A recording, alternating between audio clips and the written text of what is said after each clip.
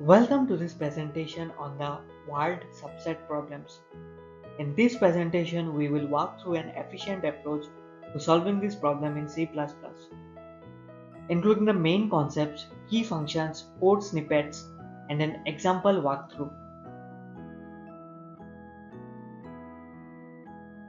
Let's begin with the problem statement.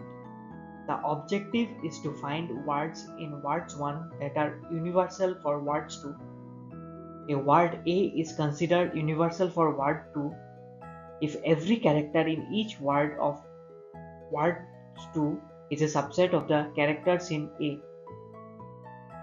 For example, given the input words 1 equals to Amazon, Apple, Facebook, Google, LeetCode, and words 2 equals to E, O, the output should be Facebook, Google, and LeetCode.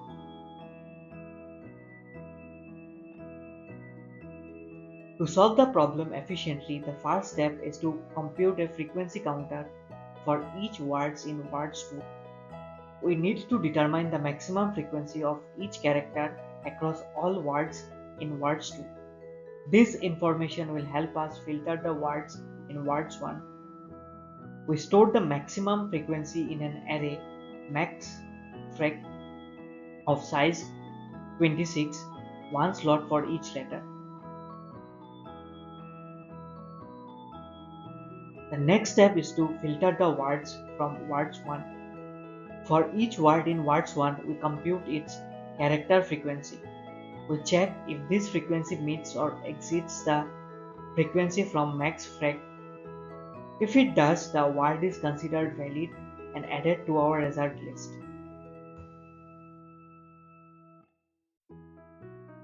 There are a couple of key functions in our solution. The helper function getFrequency computes the frequency of characters in a word.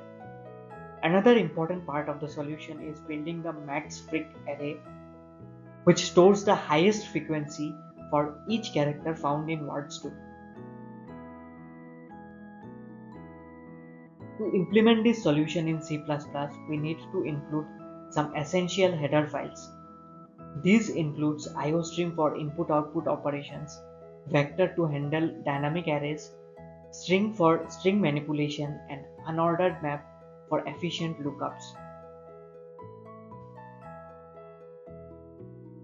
Here's the getFrequency function. It takes a word as input and returns a vector of size 26, where each index represents the frequency of a character from A to Z.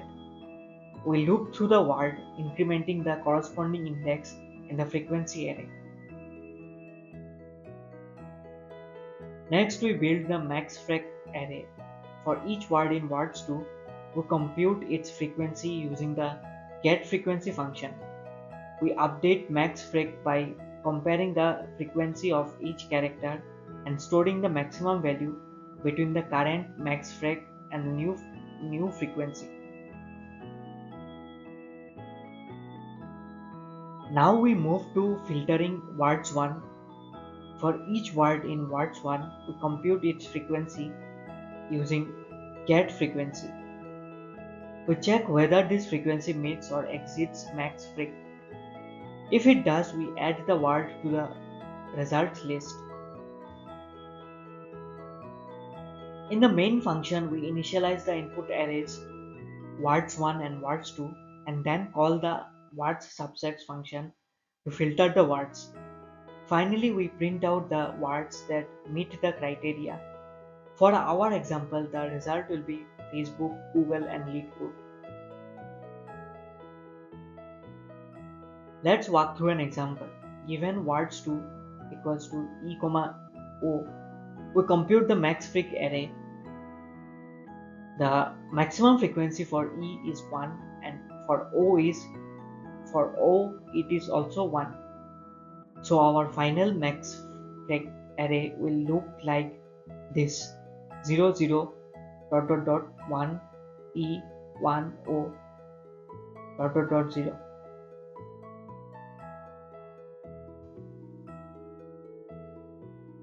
Now let's filter the words from words 1. First, Amazon is excluded because it it is missing the characters E and O. Next, Apple is excluded because it is missing the character O.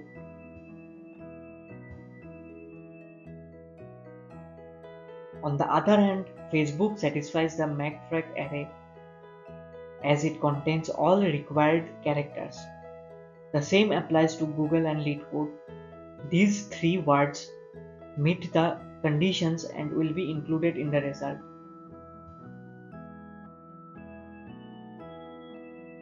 Now let's talk about the time and space complexity of this approach. Time complexity is big of n plus k times m, where n is the number of words in words 2, k is the number of words in words 1, and m is the average length of words. The space complexity is big of 26, which is a constant because we only use an array of fixed size for the frequency counters. In summary, the solution merges the character requirements from words 2 into the MaxFreq array and filters the words from words 1 based on this array. This approach is both efficient and easy to implement. The final output for the example will be Facebook, Google, and LeetCode. Thank you for your attention. I hope this presentation was clear and helpful. If you have any questions or would like to discuss further improvements, please feel free to ask. Once again, thank you for your time.